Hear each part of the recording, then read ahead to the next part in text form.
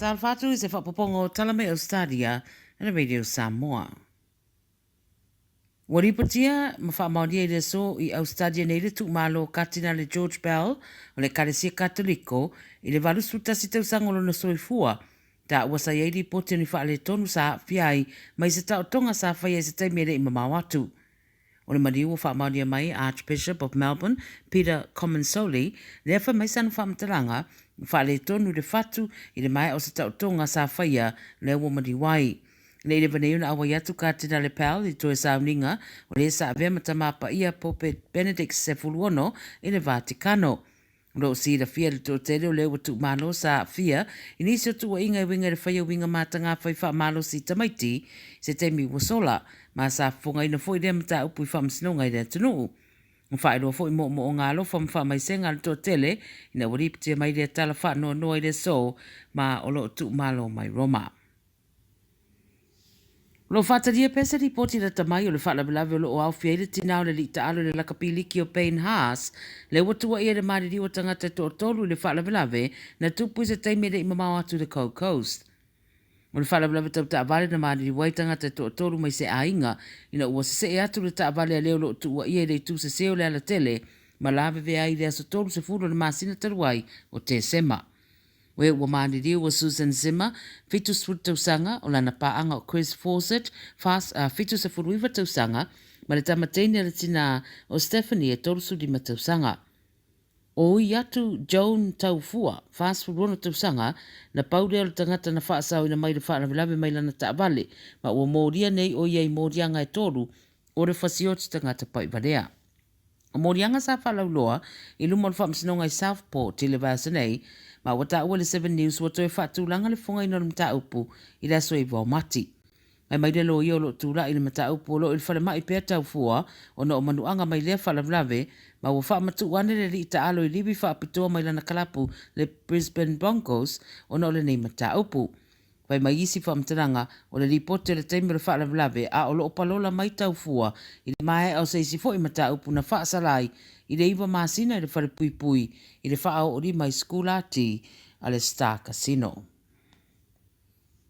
Au whasau soro maria mai aso le neitau sanga fōru a whelua sputolu wa mata wha maluina fo I manisio suinga sa a mata wha laulua mai I le tau sanga taluai pe o se whataita inga. Le si tio nisio pei meni ma whesosoani wa whatulanga le malo mo le atunu. I tulanga o te tongi o medications po whala au ma vaila au mo tong tinga e o atu 12% wa whaititia mai ei le tau e te tongi wha o ngai nai le Medicare. Tulanga wa onga le a amata wha mamalu nisi whesosoani I a onga o vocational and training le ole a whaia fua au noma se te tongi le TAFE. E o atu le se lau varsfuru wafe wha tupea ai a toma le 5 milion o le Technology Fund e wha le iei no whonga moa o onga. I universite le atu ina iai isi a wanoa pe a mare luasfuru wafe langolangoina le Commonwealth o le tausinga o tangata mātua le a mata wha mbalu fo inisi o swinga I le tau e te tongi. O le vaenga o tangata imana o ngā tūmau le atu e wha umi atu por kalame o langolangoina I le atu ia pe a malua afe tonu se laulo I lalo nei por kalame. I tūlanga tau whale wa amata wha mamalu whasalanga mo foreign investors la tau te soria tū la whono e wha tau wha o ngā ino whale ma iei fwoi mapsosoani mō pisini sila iti ma pei meni mō tupulanga talavou wha pēa matamaiti a o ngā.